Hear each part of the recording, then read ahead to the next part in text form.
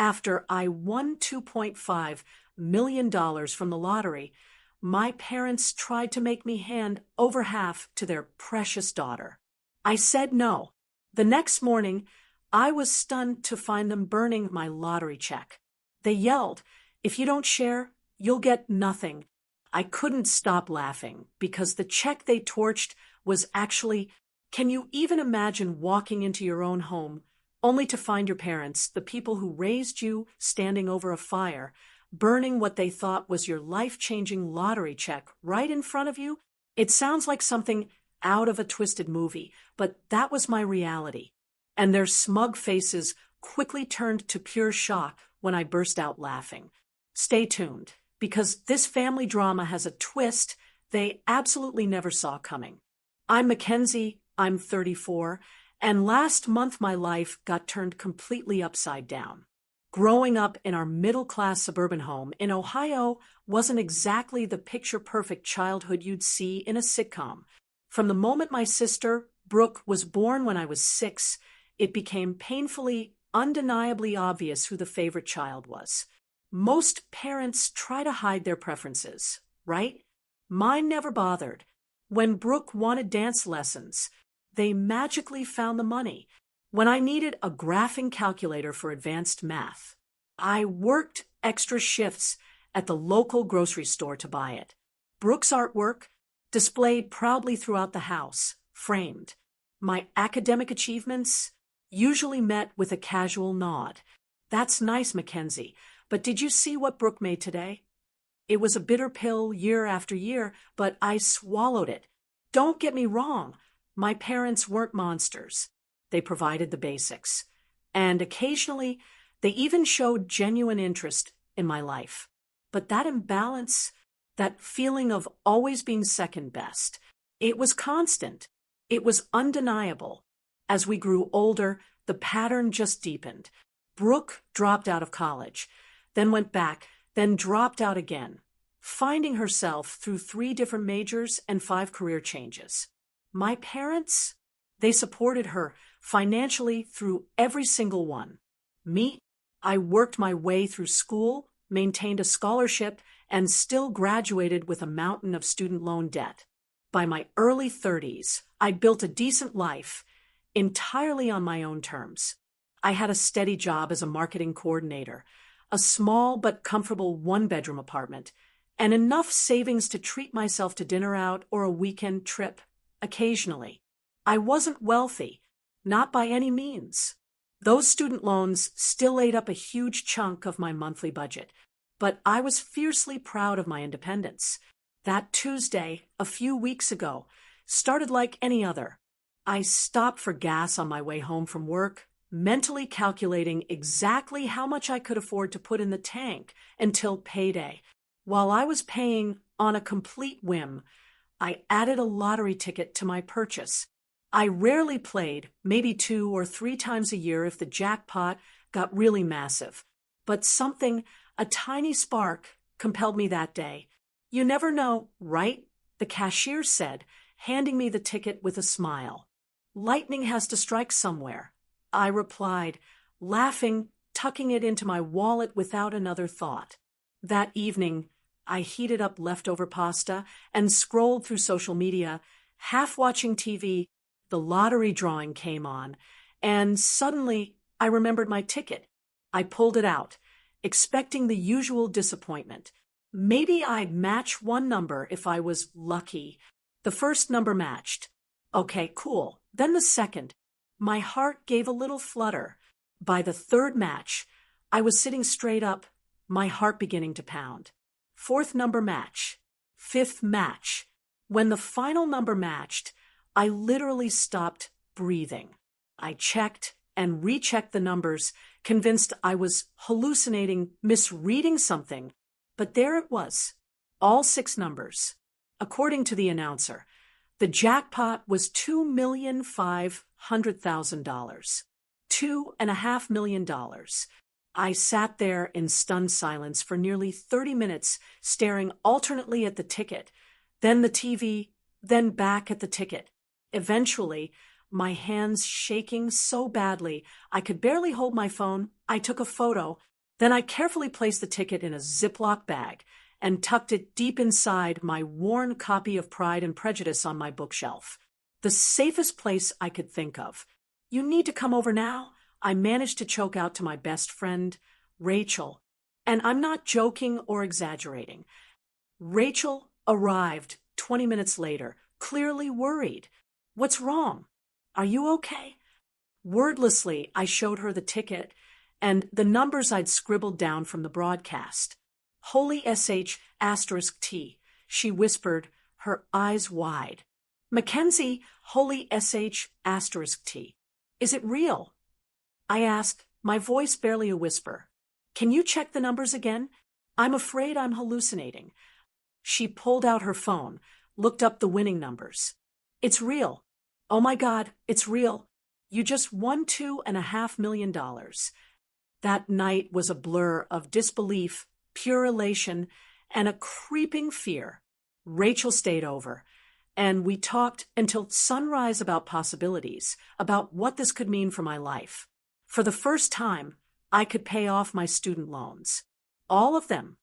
I could buy a house, not just any house, but a beautiful home with a yard, a garden. I could invest, travel, donate to causes I cared about. My heart swelled with a future I never dared to dream of. The next morning, I called in sick to work and contacted the State Lottery Commission. Rachel drove me. I was too nervous to get behind the wheel. At their headquarters, they verified my ticket and my identity.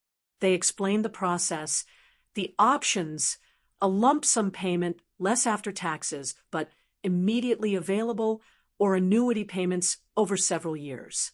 They even arranged for a ceremonial big check photo opportunity, though they clarified the actual funds would be processed through their financial department and would take about 2 weeks. As I posed, holding that oversized check, the reality finally started to sink in.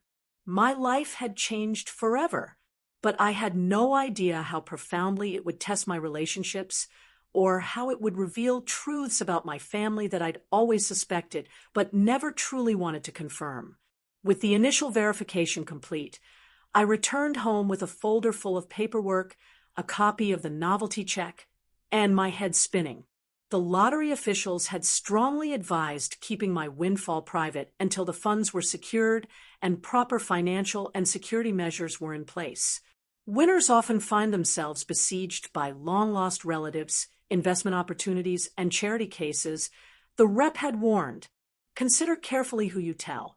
And when I knew she was right, but I also felt a strange obligation to tell my family. Despite our complicated relationship, they were still my parents. And despite the favoritism, Brooke was still my sister. A part of me, a part I'm not proud of, also desperately wanted them to finally see me, to acknowledge this unexpected success. After a few days of deliberation, I decided to share my news during Sunday dinner at my parents' house.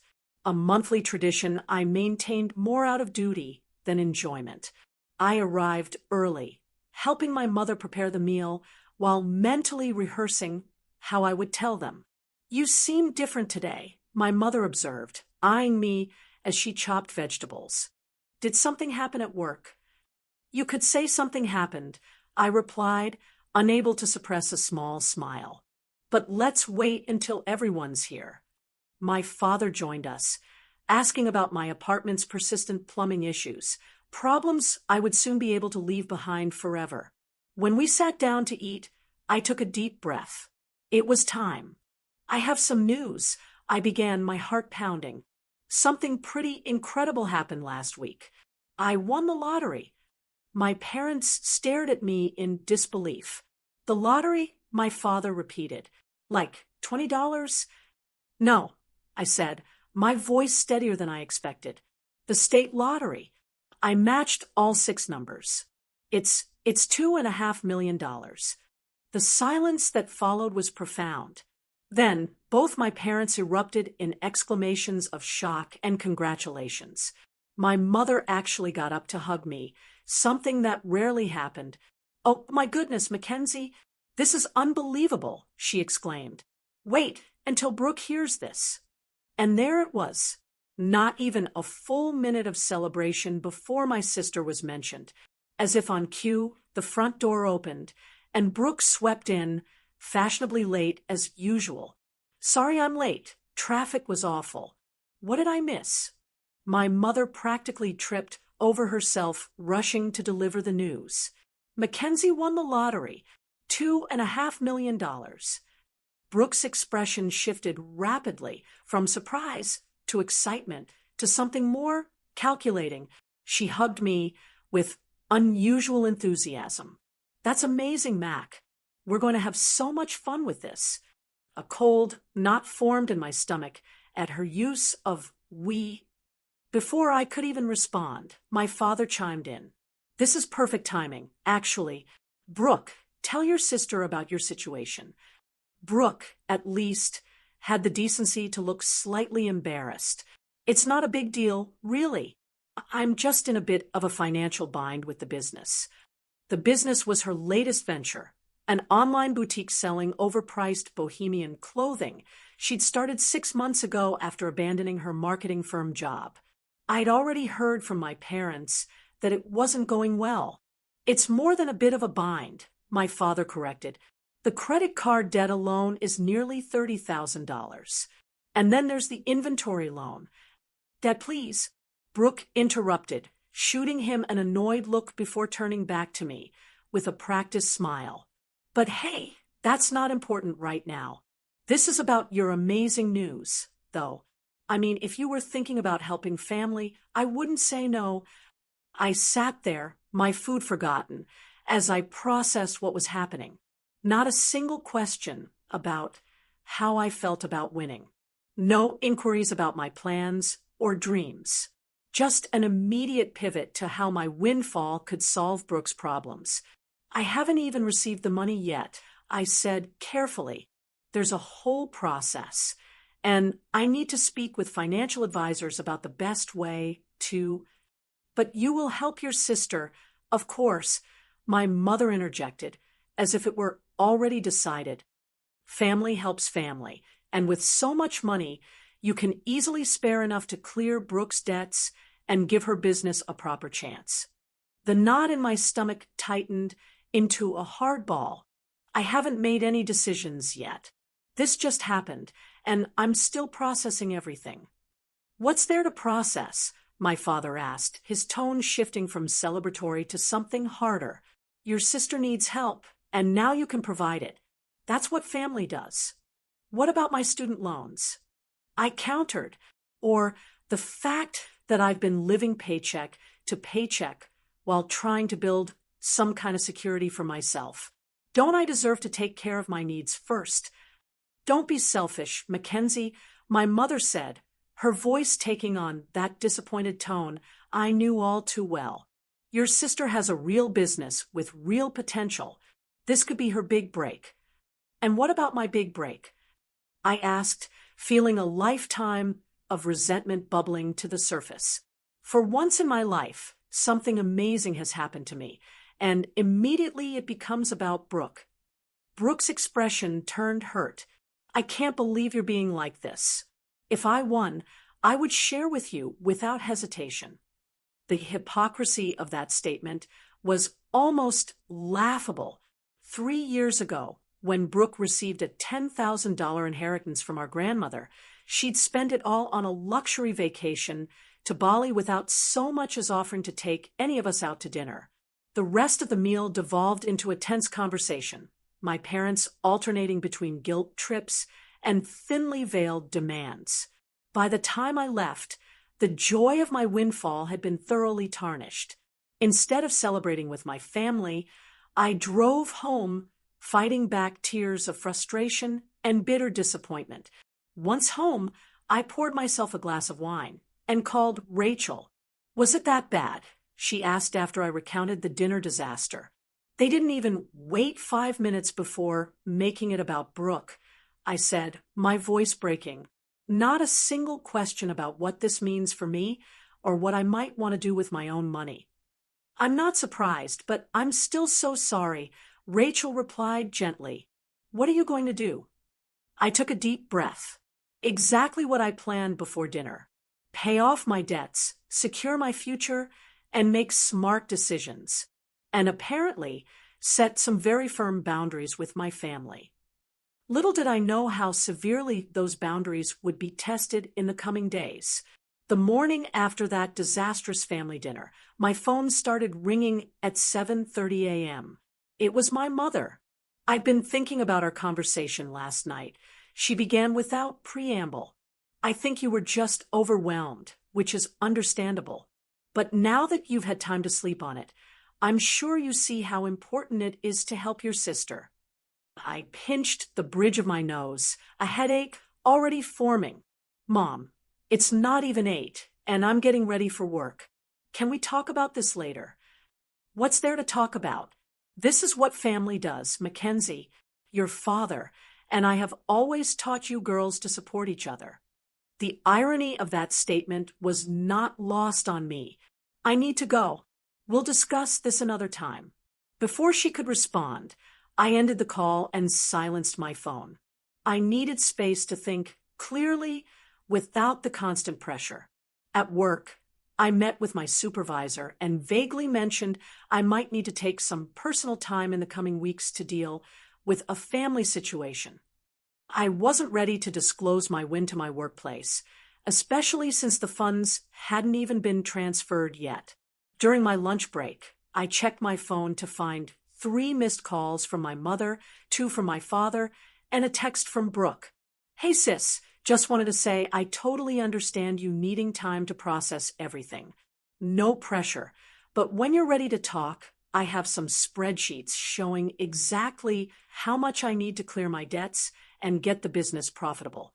Love you. I closed the message without responding. That afternoon, I contacted a financial advisor recommended by the Lottery Commission, someone experienced in working with sudden wealth situations. We scheduled an appointment for the following day. That evening, the calls continued. My father's voicemail was particularly pointed. Mackenzie, your mother is very upset by your behavior. We raised you better than this. Call us back immediately so we can discuss how you're going to help your sister. I didn't return the calls. Instead, I researched financial planning for lottery winners and made notes of questions to ask during my appointment. The next morning, my financial advisor, Miss Thornton, walked me through the realities of my winnings. After taxes, the lump sum would be closer to $1,400,000. She explained, still life-changing, but not the full $2,500,000 advertised. The first priority should be establishing an emergency fund and paying off high-interest debts, she advised. Then we can discuss diversified investments for long-term growth and security. When I mentioned my family's expectations, she frowned. Unfortunately, this is very common with lottery winners. I always advise my clients to establish clear boundaries early. Any gifts to family should be carefully considered and formally documented to avoid ongoing expectations. I left her office with a preliminary financial plan and a stronger resolve to protect my newfound security. But my family wasn't making it easy.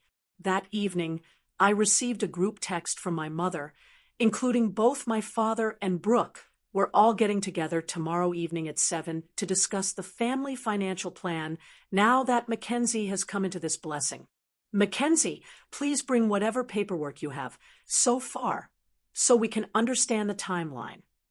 I stared at the message in disbelief. The sheer audacity of scheduling a family financial plan meeting without even consulting me was staggering.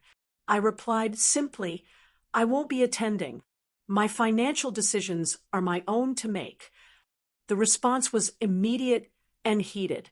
My father called, and when I didn't answer, he left a voicemail. Your behavior is completely unacceptable. After everything we've done for you, this is how you repay us? By turning your back on your own sister when she needs help? I'm extremely disappointed in you. The barrage continued through the next day. Brooke tried a different approach, sending a long, emotional text about how her business was her dream and how, with just a small portion of my winnings, she could make it successful and pay me back someday. Meanwhile, I returned to the lottery commission to finalize my decision to take the lump sum payment. I participated in the official big check ceremony for their press materials, holding that oversized novelty check while cameras flashed. The lottery officials again reminded me that the actual funds would be processed within 2 weeks. After the ceremony, I stopped by a secure post office box I had rented and deposited the ceremonial check along with copies of all my lottery documentation. The originals were stored in a safe deposit box at my bank. I was taking no chances with these important papers. When I arrived home that evening, my stomach dropped. My parents and Brooke were sitting in their car outside my apartment building. I parked and reluctantly approached them. "We need to talk," my father said firmly. "Since you wouldn't come to us, we've come to you." I glanced around the parking lot, acutely aware that this was not a conversation I wanted to have in public. Fine, but I have nothing new to say. Once inside my small apartment, the tension was palpable. My mother immediately began examining the space with thinly veiled disapproval, while my father positioned himself commandingly in the center of the living room. Brooke perched on the edge of my couch, looking uncomfortable but determined. "This has gone on long enough," my father began. "You've had time to process your good fortune, and now it's time to discuss how this will benefit the family. Specifically," my mother added, "how much you'll be giving to Brooke to clear her debts and properly fund her business." I took a deep breath. I've thought about this a lot, and I've decided that I need to secure my own future first. I have student loans to pay off, retirement to plan for, and student loans? My father interrupted incredulously. "You're going to be a millionaire. Who cares about student loans?" "I do," I replied firmly. "I've worked hard to stay afloat with those payments for years. And the money isn't as much as you think after taxes," my mother insisted, "but still plenty to help your sister." Brooke leaned forward. "Mac, I only need about $80,000 to clear everything and have a proper marketing budget. That's nothing compared to what you're getting." $80,000 is not nothing, I countered. "And what happens when that runs out? Will you need another infusion of cash in 6 months?" "That won't happen," Brooke insisted, though her eyes slid away from mine. "This is different. I just need a proper chance. Like the proper chance you had with graphic design, or interior decorating, or becoming a yoga instructor." I couldn't keep the bitterness from my voice. "Each time Mom and Dad supported you financially, and each time you abandoned it when it got difficult." "That's enough," my father said sharply. "Your sister is trying to build something of her own. All she needs is adequate capital, which you now have in abundance. This is about family responsibility. Mackenzie, where was this family responsibility when I was working 2 jobs to pay for college?" I asked, years of resentment finally spilling over. "Where was it when I needed help with the down payment for a car, so I could get to work? You've always had different standards for Brooke and me." "That's not true," my mother protested weakly. "It is true, and we all know it," I said, my voice trembling slightly. "For once in my life, something good has happened to me, and I deserve to enjoy it without guilt or manipulation." The argument continued for over an hour, growing increasingly heated. My parents cycled through guilt, anger, and even attempts at negotiation. "What about $40,000 instead?" Brooke alternated between playing the victim and making veiled accusations about my character. Finally, emotionally exhausted, I asked them to leave. "I've made my decision. I won't be bullied or manipulated into changing my mind." My father's face hardened. "If this is your attitude, don't expect to remain part of this family." The words hit like a physical blow, but I stood my ground. If your acceptance is conditional on me giving away my financial security, then maybe that's for the best. After they left, I collapsed onto my couch, emotionally drained but oddly relieved. I had finally stood up for myself after decades of accepting second-place status in my own family. But I knew this wasn't over.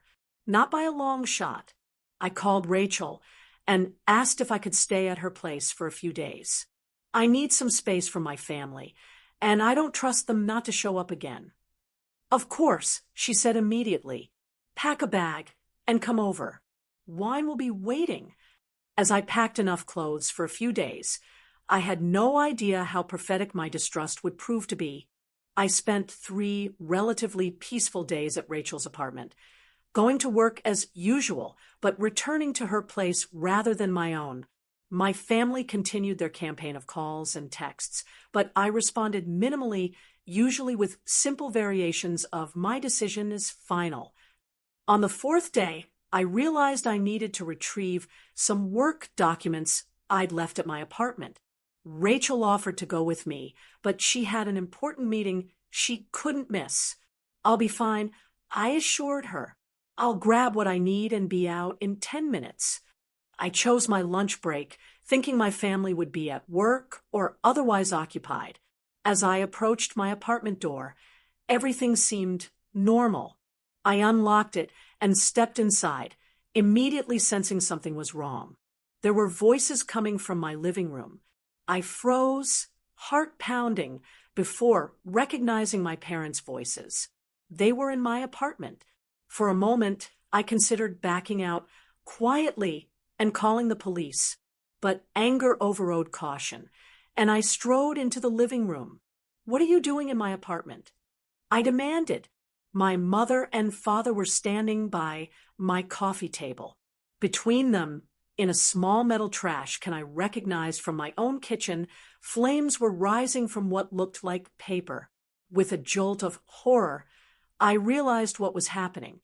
My mother was burning what appeared to be my lottery check. My father turned to me, his expression cold and determined. "If you won't share, you won't get a penny." I rushed forward, but the damage was already done. The paper was mostly ash now, flames consuming what little remained.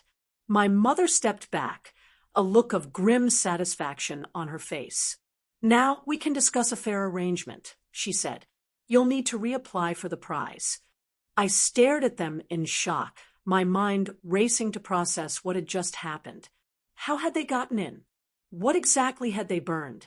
And most importantly, did they really think this would work? "How did you get into my apartment?" I managed to ask, my voice surprisingly steady despite the adrenaline coursing through me. "We still had the spare key you gave us last year when you had the flu," my father replied matter-of-factly. "You never asked for it back." The violation of my space, the calculated nature of their actions. It was almost too much to comprehend. And yet, as the initial shock began to fade, something unexpected happened. I started to laugh. It began as a small chuckle, then quickly grew into full-blown, almost hysterical laughter. My parents exchanged confused glances, clearly unprepared for this reaction. "What's so funny?" my mother demanded. "Do you think this is a joke?" I struggled to compose myself, wiping tears from my eyes. "Actually, yes. This is hilarious." "You've lost your mind," my father said, his confidence wavering slightly. "No, I finally found clarity. I finally found clarity." My laughter subsided, but a smile remained on my face. "Do you really think that's the actual lottery check?" Now it was their turn to look confused. My mother glanced at the smoldering remains in the trash can. "What do you mean?" "We saw the photos online from the Lottery Commission. You holding the check." "That oversized check is a prop for photos," I explained, feeling a strange calm settle over me. "It's not the actual payment method. No Lottery Commission hands out real checks for millions of dollars like that." Their expressions began to shift from confusion to uncertainty. The actual payment is being processed electronically. I continued. What you just burned was a commemorative copy I received as a souvenir. It has no monetary value whatsoever. The color drained from my mother's face. My father, always quick to bluster when challenged, shook his head. You're lying. You're just saying that because we destroyed it. In response, I pulled out my phone and opened my email, turning the screen toward them to show a message from the Lottery Commission confirming my electronic funds transfer was being processed. The money will be deposited directly into an account I've set up specifically for this purpose, I said calmly. There was never a real check to burn. The silence that followed was deafening. My parents stood frozen, the reality of their failed manipulation sinking in. Finally, my mother spoke, her voice small and suddenly conciliatory. Mackenzie, we were just trying to break into my apartment and destroy what you thought was my financial security. I finished for her. Yes, I can see that. You're blowing this out of proportion, my father attempted, his authoritative tone returning. We're your parents. We were just trying to bring you to your senses by committing breaking and entering and attempted destruction of property. I shook my head in disbelief. Do you have any idea how unhinged that sounds? Just then, the front door opened and Brooke walked in, carrying a takeout bag. She stopped short when she saw me. Oh, you're here. She looked nervously between me and our parents. I was just bringing lunch for Mom and Dad while they talked to you. While they trespassed in my apartment and tried to destroy what they thought was my lottery check, I corrected, watching her eyes widen. I didn't know they were going to do that, she protested quickly. They just said they were going to wait for you to come home so we could all talk again. Whether she was telling the truth or not didn't really matter anymore. The fact that any of them thought it was acceptable to enter my home without permission spoke volumes. All of you need to leave now. My voice was steady, but there was no mistaking the finality in it. Mackenzie, please, my mother began, her tone shifting to pleading. We made a mistake. We were just so worried about the family being torn apart over money. No, I countered. You were worried about losing access to money you believe you're entitled to. There's a difference.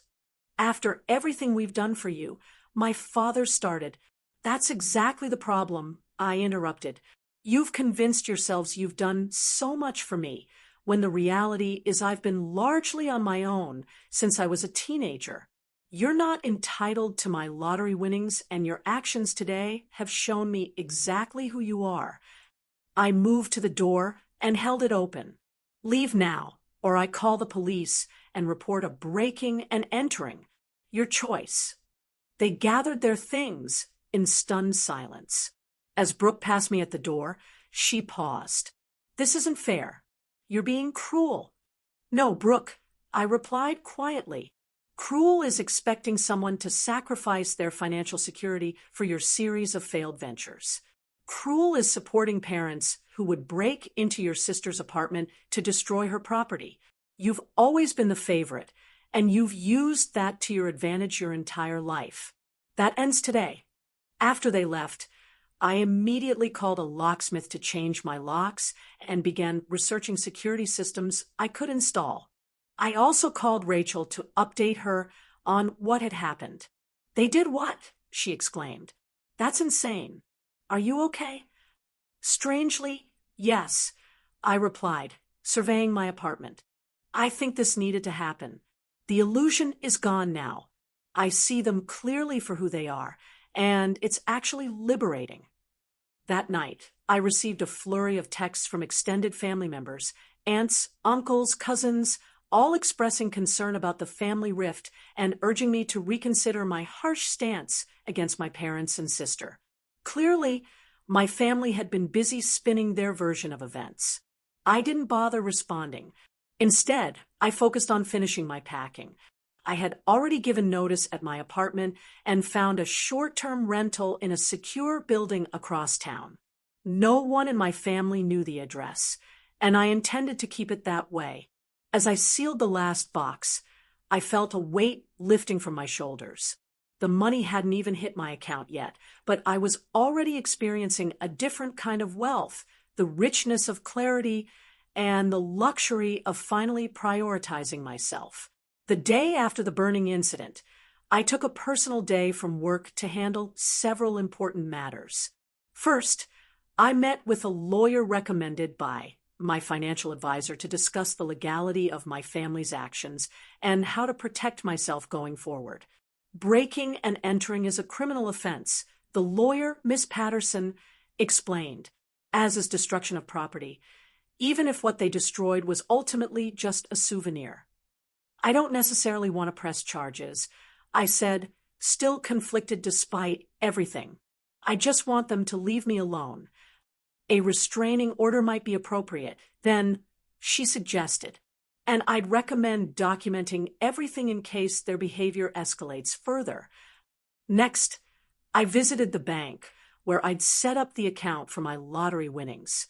The bank manager assured me that all security measures were in place, including requiring in-person identification for any transactions. We've worked with lottery winners before, she explained. Your account has our highest security protocols. No one can access it without your physical presence and multiple forms of ID. As a final precaution, I contacted the Lottery Commission to alert them to my family's behavior. Unfortunately, this happens more often than you'd think, the representative said sympathetically. Rest assured, we will not discuss your winnings with anyone but you, regardless of their claimed relationship. With these safeguards in place, I returned to my newly secured apartment to finish packing for my move the following day. As I sorted through my belongings, deciding what to take and what to donate, my phone rang. It was a number I didn't recognize. Hello, I answered cautiously.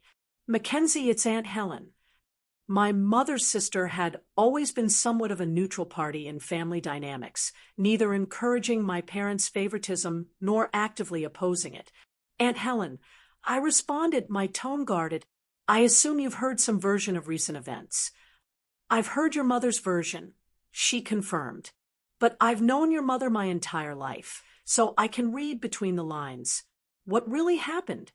Something in her voice, a genuine concern without judgment, prompted me to tell her everything, from the lottery win to the breaking and entering to the ceremonial check burning. When I finished, she was silent for a moment. They broke into your apartment and burned what they thought was your check, she finally asked, her voice a mixture of horror and disbelief. Yes, I confirmed. And they seemed to genuinely believe that would somehow force me to share the money with Brooke. Good Lord, she muttered. I knew your mother could be dramatic, but this is criminal behavior. The irony is there was never an actual check to burn. I explained. The lottery doesn't work that way. The giant check from the ceremony is just for publicity photos. The real payment is processed electronically. Aunt Helen gave a short, incredulous laugh. So, they committed a crime for absolutely nothing? Essentially, yes. Despite everything, I found myself smiling at the absurdity of it all. You should have seen the look on their faces when I explained that to them. I can imagine, she said. Listen, Mackenzie, I'm sorry this happened to you, and I'm sorry that your win has been tainted by all this ugliness. You deserve to enjoy your good fortune without this drama. Her understanding was unexpected and touching. Thank you, Aunt Helen. That means a lot. For what it's worth, she added, your mother has been calling everyone in the family trying to rally support for her side. But after hearing what really happened, I think you'll find most of us are appalled by their behavior. After we hung up, I felt a small measure of relief, knowing that at least some of my extended family understood the reality of the situation. The next day, as professional movers loaded my belongings into their truck, my phone began ringing repeatedly. It was my parents. After the fifth call, in 10 minutes, I finally answered. What do you want? I asked, my patience exhausted. We need to talk, my father said, his tone notably less commanding than usual. Your mother and I have been discussing things, and we realize we may have overreacted. Overreacted, I repeated incredulously. You broke into my apartment and tried to destroy what you thought was my financial security. That's not overreacting. That's criminal. We were upset. My mother chimed in from what must have been speakerphone. We weren't thinking clearly, but we're your parents, Mackenzie. Surely we can move past this misunderstanding. This wasn't a misunderstanding, I corrected her. A misunderstanding is when we miscommunicate about dinner plans. What you did was deliberate and calculated. The point is, my father interjected, we want to apologize and start fresh. Family is more important than money. I agree completely, I replied, which is why I was so shocked that you were willing to destroy our relationship over money that isn't even yours. There was an uncomfortable silence before my mother spoke again. Brooke is very upset. She feels like you're punishing her for our actions. I sighed, watching as the movers carried out the last of my boxes. I'm not punishing anyone. I'm protecting myself from people who have demonstrated they don't have my best interest at heart. So what now? My father asked. You're just going to cut us off completely? For now, yes, I said firmly. I need time and space. I've arranged for my mail to be forwarded, and I'm moving today. Please don't try to contact me for a while. I'll reach out if I'm ready. You can't just disappear, my mother protested. We're your family. Family doesn't break into each other's homes and destroy their property. I reminded her. I have to go now. As I ended the call, a text came through from Brooke. I know you're angry, but you're being unfair. I had nothing to do with what Mom and Dad did. Call me when you stop being so selfish. The lack of self-awareness was staggering. I blocked her number without responding. That afternoon, as I was settling into my new apartment, a modern one-bedroom in a secure building with a 24-hour doorman, I received an email notification from my bank. The lottery funds had been deposited. It was official. I was now a millionaire. I sat on my new couch, surrounded by half-unpacked boxes, and allowed myself a moment to truly feel the significance of this change in my life. Despite all the family drama, despite the betrayal and hurt, this was still an incredible blessing. My phone buzzed with a text from Rachel. All settled in? How's the new place? It's perfect, I replied, and the money just hit my account. Champagne time, she responded immediately. I'll be there in 30 minutes. We're celebrating properly this time. As I awaited Rachel's arrival, I reflected on how differently everything might have unfolded if my family had simply been happy for me, if they had respected my autonomy and my right to make my own financial decisions, if their love had truly been unconditional, but their actions had revealed important truths, painful ones, yes, but necessary to acknowledge. And perhaps that clarity was its own kind of fortune. When Rachel arrived with champagne and takeout from my favorite restaurant, we toasted not just to my financial windfall, but to new beginnings and true friendship. To boundaries, Rachel said, raising her glass. And to seeing people clearly, I added, clinking my glass against hers. As we ate and talked about my plans for the future, I felt a sense of peace settling over me. The money would change my life in many ways, but the most valuable change had already occurred. I had finally recognized my own worth and stood firm in protecting it. The weeks following my move were filled with a strange mix of exhilaration and adjustment. With Miss Thornton's guidance, I systematically addressed my financial priorities. First came my student loans, nearly $68,000 worth of debt that had shadowed me since graduation. Submitting that final payment brought an unexpected emotional release. I actually cried as I clicked the pay off remaining balance button. Next, I established a robust emergency fund and set up diverse investment accounts designed for long-term growth. I purchased a modest but beautiful 3-bedroom house in a quiet neighborhood with excellent security features. Nothing extravagant or flashy, just a solid, comfortable home that I owned outright, with no mortgage hanging over my head. "You're being remarkably sensible," Miss Thornton commented during one of our meetings. "Most clients in your position immediately buy luxury cars or take lavish vacations. I've waited too long for financial security to risk it now," I explained, though I did book a 2-week trip to New Zealand for next month. I added with a smile, "I'm not completely boring." At work, I gave my notice, explaining to my surprised supervisor that I had come into an unexpected inheritance, a small lie that seemed safer than announcing a lottery win. I agreed to stay on for 6 weeks to properly train my replacement and transition my projects. Through it all, I maintained my distance from my immediate family. They continued their attempts to contact me, sometimes apologetic, sometimes accusatory, but I held firm to my boundaries. I did, however, cautiously reconnect with a few extended family members who had reached out with genuine concern.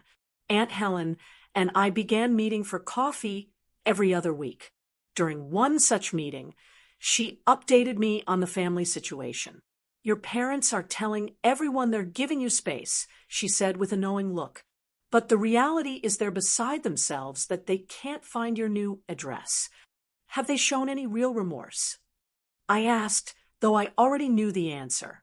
She shook her head. "They're convinced they were justified in trying to help you see reason. Your mother actually said they did it because they love you too much to let you make such a selfish mistake." I sighed. "And Brooke?" "Well, that's interesting," Aunt Helen said, leaning forward. "Her business has officially folded. Apparently, she took out some high-interest loans that she can't repay." "I'm sorry to hear that," I said, and was surprised to find I genuinely meant it. Despite everything, I didn't want my sister to suffer. "Don't be too sorry," Aunt Helen replied. "Your parents refinanced their house to bail her out again." "They what?" I was genuinely shocked. My parents were in their early 60s and had been planning to retire in the next few years. That's their retirement security. "I know," Aunt Helen said grimly. "I tried to talk them out of it, but they insisted Brooke had no other options. She could get a job like everyone else," I pointed out. "That's what I said," Aunt Helen chuckled wryly. "But you know how they are with her. Always the exceptional child who deserves exceptional support." The conversation left me troubled. While I had maintained my boundaries, I didn't wish financial hardship on my parents. I decided to consult with Miss Thornton about potentially setting up a small retirement fund for them. Not now, but perhaps in the future when emotions had settled. Meanwhile, I was discovering the joy of financial freedom coupled with purpose. With Miss Thornton's help, I established a modest foundation focused on providing financial literacy education to young adults.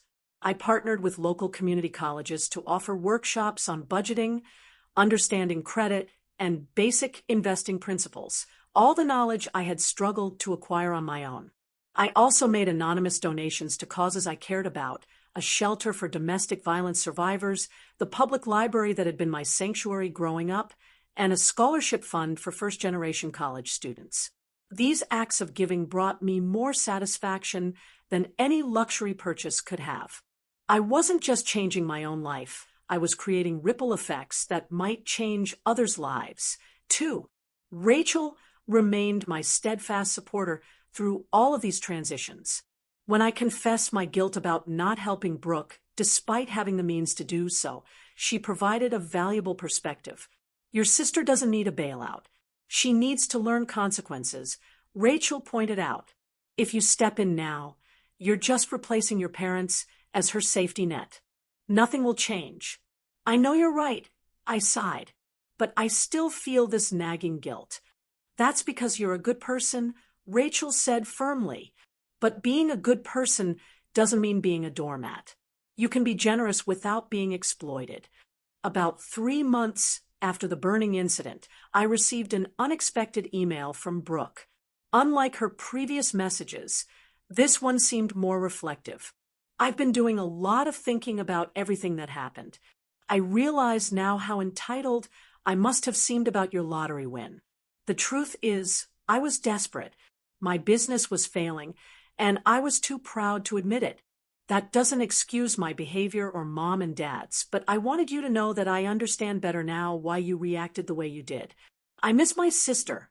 I read the email several times, trying to gauge its sincerity.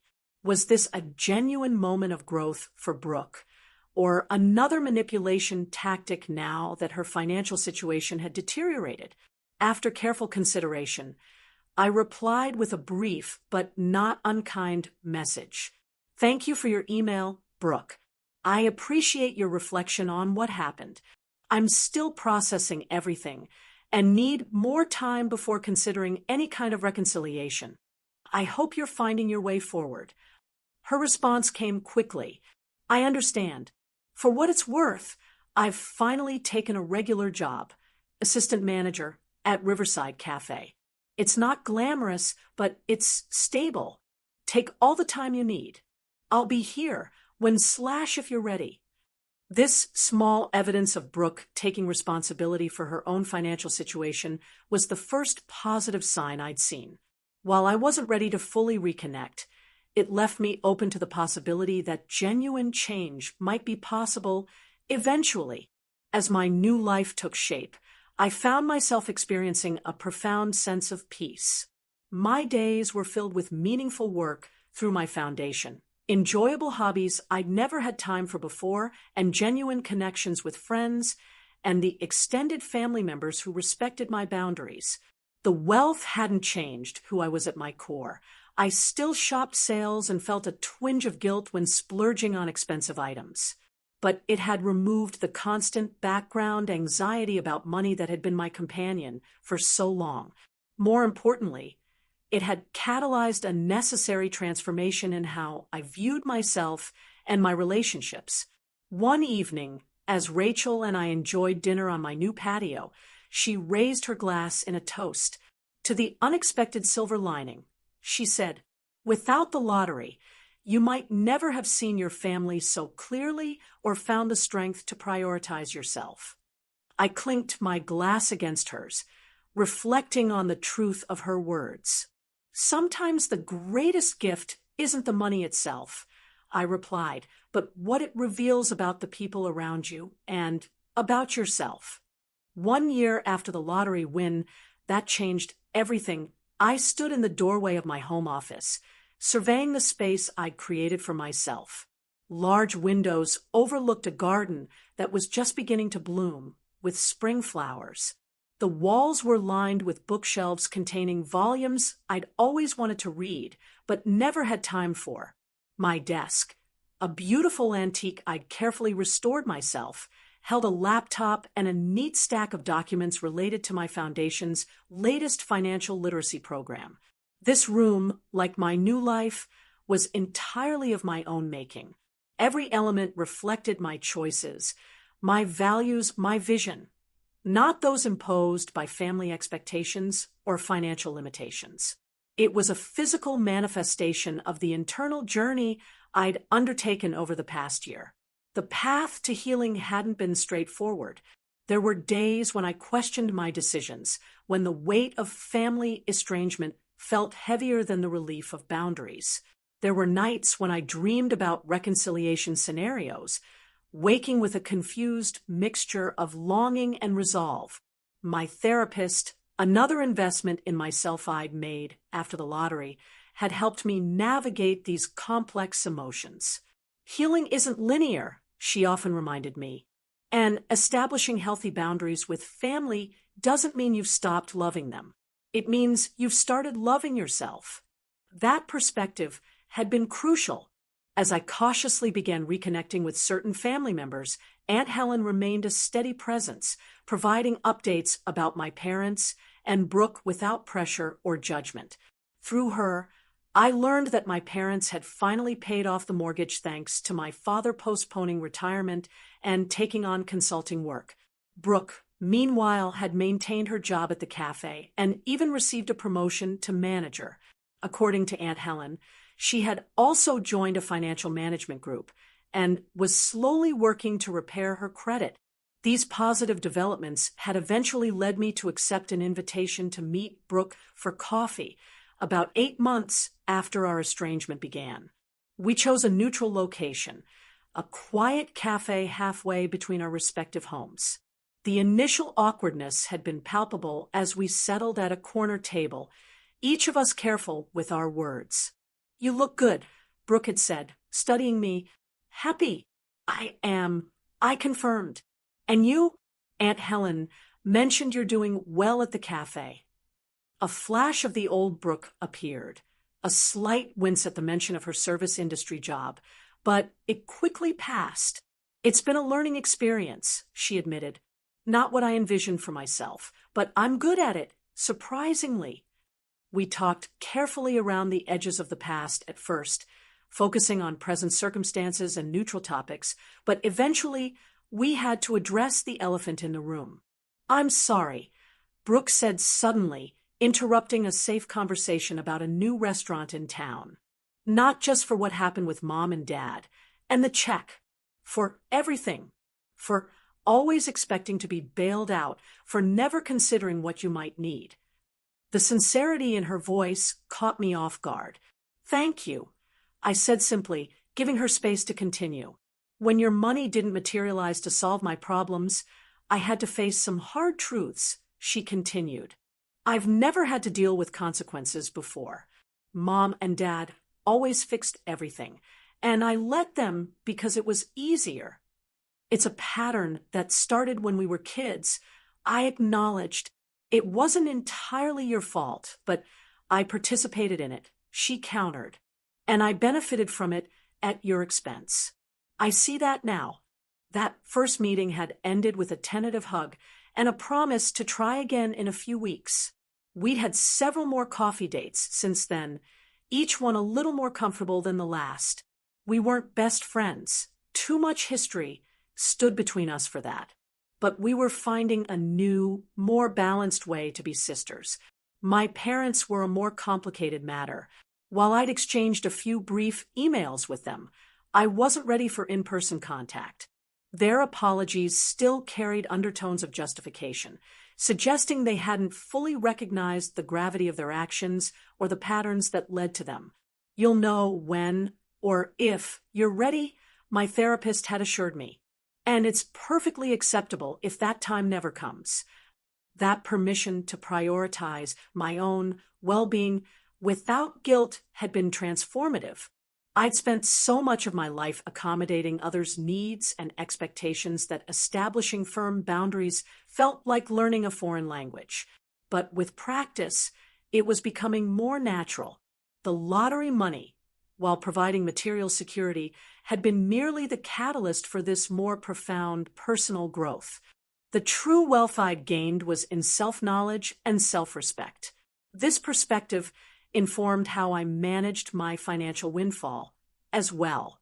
Rather than defining myself by my bank account or allowing money to become my primary identity, I viewed it as a tool, one that could provide security, yes, but also one that could create positive impact.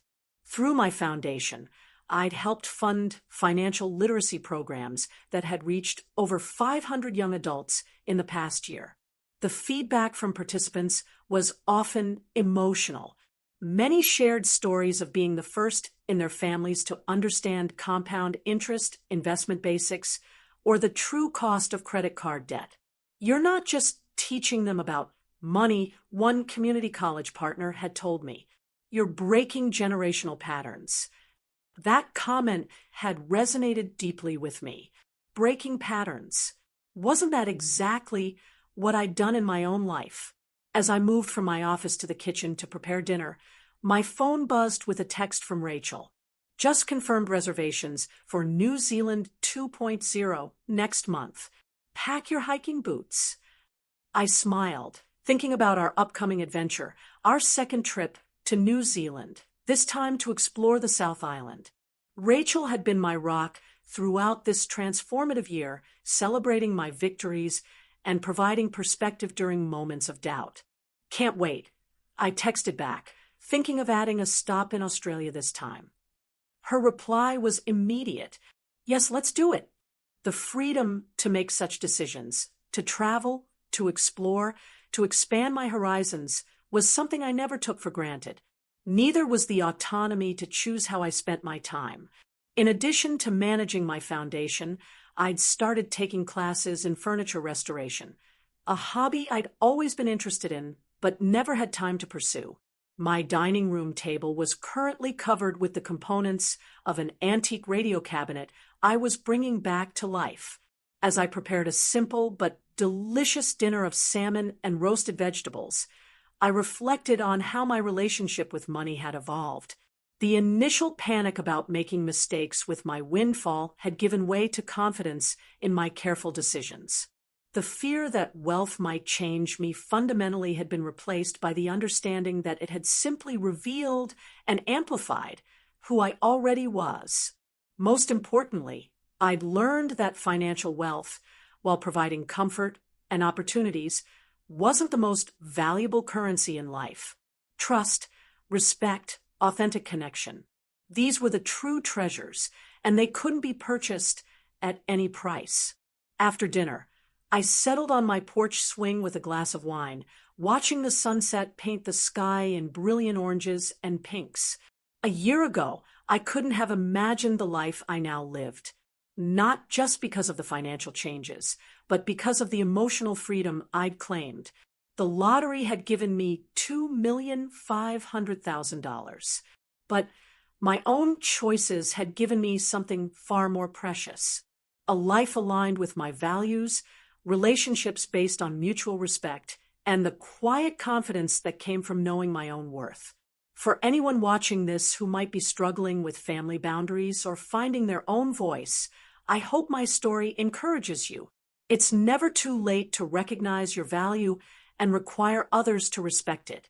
The path isn't easy, but the peace waiting on the other side is worth every difficult step.